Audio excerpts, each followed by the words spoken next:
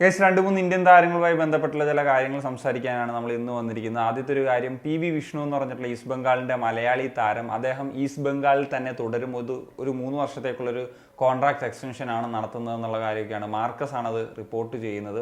നമുക്കറിയാം, വളരെ നല്ല പെർഫോമൻസ് ആണ് ഈ സീസണിൽ നടത്തിയത്. കഴിഞ്ഞ സീസണിൽ ഒരു സ്പാർക്ക് കാണിച്ചതാണ്. ഈ സീസണിൽ അദ്ദേഹം നല്ല പെർഫോമൻസ്, 4 ഗോളും 3 അസിസ്റ്റുമാണ് ഈസ്റ്റ് ബംഗാളിൻ്റെ ഒരു മോശം അവസ്ഥയിലും ആ ഒരു പ്ലെയർ കോൺട്രിബ്യൂട്ട് ചെയ്തത് എന്നുള്ളത് എടുത്തു പറയേണ്ട ഒരു ഫാക്ടർ തന്നെയാണ്. അപ്പം പ്രത്യേകിച്ച് ഓസ്കാർ ബൂസോം വന്നതിന് ശേഷം അദ്ദേഹം ആ ഒരു റൈറ്റ് വിങ് പൊസിഷനിൽ കുറച്ചും കൂടി കൂടുതൽ മത്സരങ്ങൾ കളിക്കാനായിട്ട് പറ്റി. ആസ് എ ക്രിയേറ്റർ എന്ന നിലയിലും സ്കോറിംഗ് എന്ന നിലയിലും അദ്ദേഹത്തിൻ്റെ സ്പീഡ് വളരെ സ്കിൽഫുൾ ആയിട്ടുള്ള പ്ലെയറാണ്.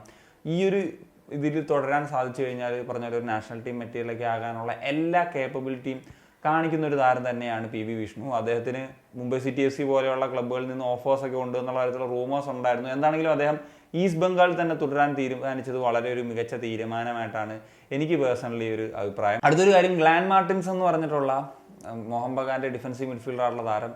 അദ്ദേഹം മോഹൻ ബഗാനിൽ തുടരാൻ ഇനി ആഗ്രഹിക്കുന്നില്ല എന്നുള്ളൊരു കാര്യമാണ്. അദ്ദേഹം ഒരു ഡിഫൻസീവ് മിഡ്ഫീൽഡർ ആയിട്ടുള്ള താരമാണ്. നേരത്തെ പറഞ്ഞ പോലെ അദ്ദേഹത്തിന് 30 വയസ്സേ ആയിട്ടുള്ളൂ. ഇപ്പോൾ മോഹൻ ബഗാൻ നോക്കുകയാണെങ്കിൽ ഈ സീസണിൽ ഇന്ത്യൻ ഡിഫൻസീവ് മിഡ്ഫീൽഡേഴ്സിനെയൊക്കെയാണ് പരിഗണിച്ചിരുന്നത്. എന്നിട്ട് കൂടി അദ്ദേഹത്തിന് ഓപ്പർച്യൂണിറ്റീസ് കിട്ടിയില്ല. അതിനുള്ള റീസൺ അവിടെ അപ്പുയ ഉണ്ട്, അതുപോലെ ദീപക് താങ്കരി ഉണ്ട്. അദ്ദേഹത്തിന് 1 മിനിറ്റ് പോലും ഈ സീസണിൽ കളിക്കാനായിട്ട്, ഇന്ത്യൻ സൂപ്പർ ലീഗിൽ കളിക്കാനായിട്ട് സാധിച്ചിട്ടില്ല എന്നുള്ളതാണ്.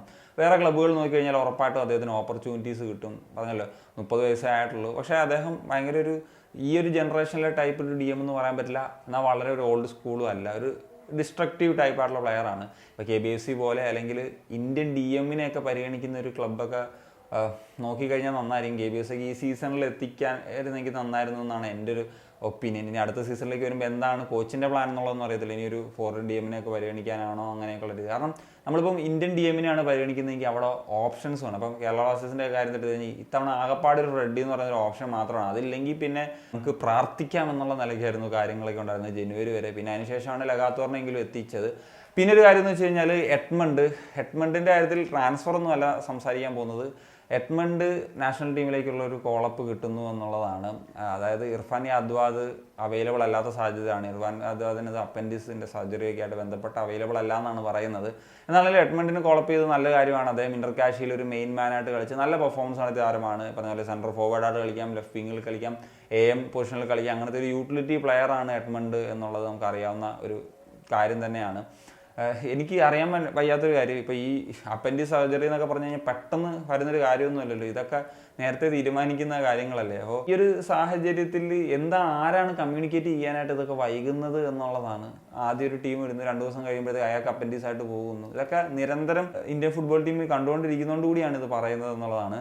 So that's the case. അപ്പം അത്രയൊക്കെയാണ് പറയാനുള്ളത്. അപ്പം നിങ്ങളുടെ ഒപ്പീനിയൻസ് എന്താണ് തീർച്ചയായിട്ടും കമ്പോസ് ചെയ്യാൻ. സനിയ.